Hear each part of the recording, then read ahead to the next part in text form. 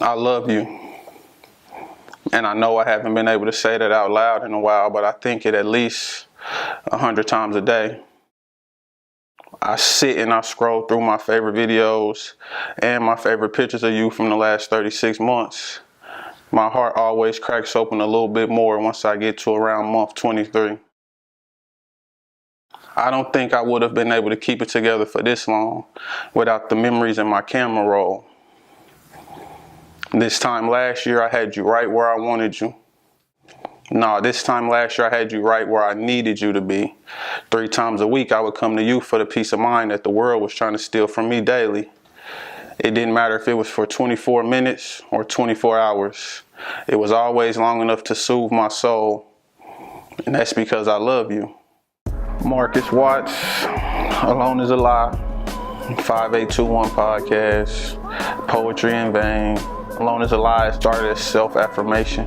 You know, when I started really digging deep into how I feel, how my mind was working, my emotions, the depression, the anxiety, something that I came to terms with roughly 4 years ago.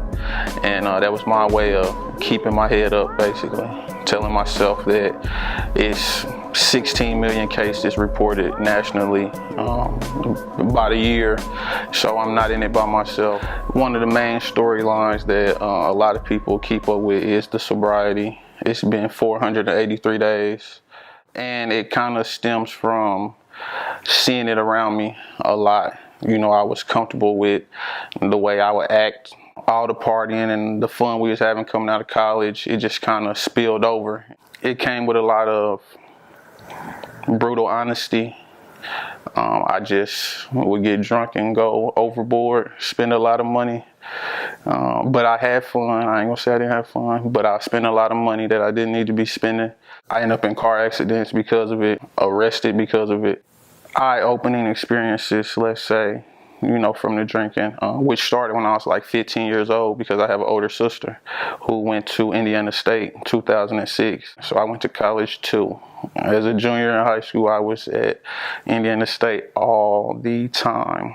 So that's kind of where it started, and I just realized that, you know, I'm 10 plus years in, and it's getting worse, and it started making me look at people around me different. As far as my family members, my father has an issue with it. I realized that was my way of masking a lot of my pain that I was suppressing, and I wasn't handling myself right.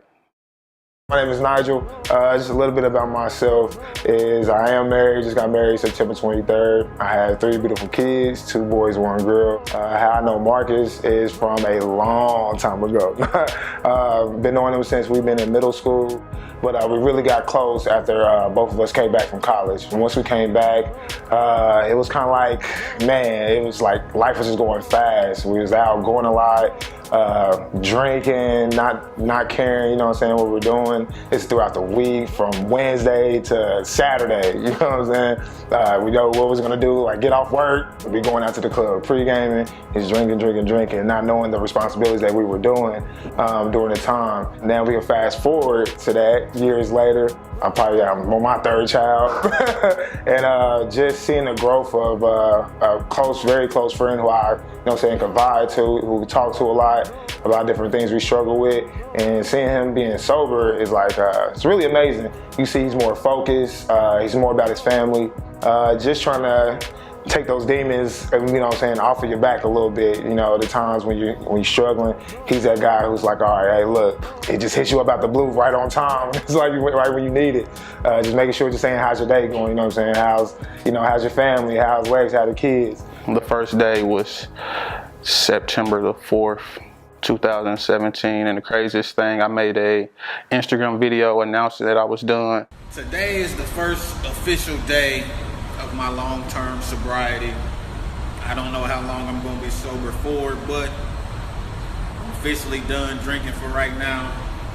I'm 27. I started drinking when I was about 15. You know, I got an older sister.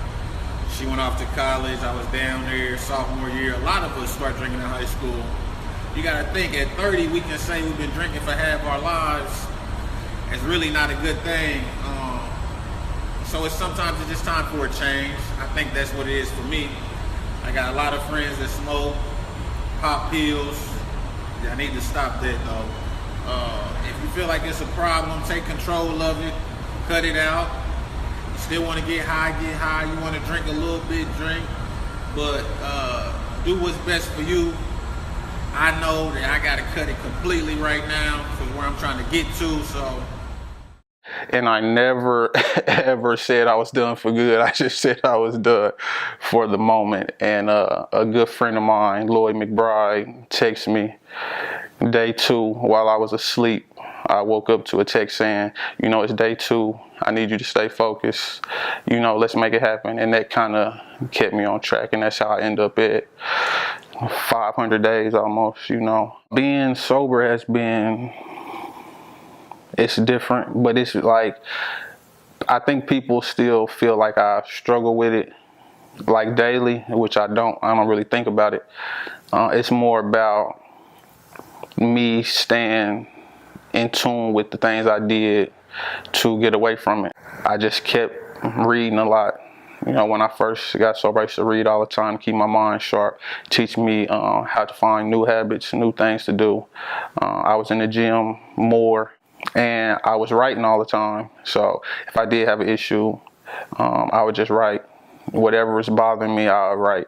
But the most important thing is my friends. Men don't really have that much issues with, you know what I'm saying, with each other. It's more of an ego thing, especially when it comes to like the violence and the senseless violence that's going on here now in the city. Once the ego is away, I mean, having, you know, a very close friend is very important, especially someone that doesn't judge you when you could tell them something, you know, especially you could tell them like your deepest things that and nobody would even think of, you know, without judging you. It's very good to have those type of friends who are not just yes mans either. They're the type of friends who, you know, correct you when you're not doing right. We've had those type of meetings before with my boy Watts, Johnny, Daryl. We've had a lot of those type of conversations where it's like, at some point we were all like, hey, you wilding out. You know what I'm saying? Like, you have to be accountable. One of the best things that happened to me with me being sober is my father kind of got his drinking under control. I think at one point he went maybe 4 or 5 months without drinking. Probably the longest he went in 20 years maybe. One of the things I do often is give advice to people that's dealing with anxiety. If you follow me on social media, I'm always extending a hand. Some of the things that I tell them are, you absolutely have to be ready to change, because I went through that. I went a year where like I said, I was going 2 weeks here, 2 weeks there, 3 weeks here, and it's just because I wasn't fully committed to it. Once I fully committed to it, I can go 500 days. So if you're not really sure, then you have to figure out what you need to do to get to that point. The podcast is 5821 Podcast. It's me, one of my older brothers, and a young lady named Jay Scott. So far we talked about mental health, love, relationships, politics. It's a discussion podcast. They let me pick the topic mostly, so it's kind of how I'm feeling, you know what I mean, for the most part. They probably not gonna like that. And I do a poem every week. It's called Watch This Corner, so you can come and watch this corner, and I get very transparent. They force me to rap sometimes, you know, so I might spit a freestyle. You just never know. You know what I mean? Anything is possible for the most part. My name is Marcus Watts, and this is Good Stories.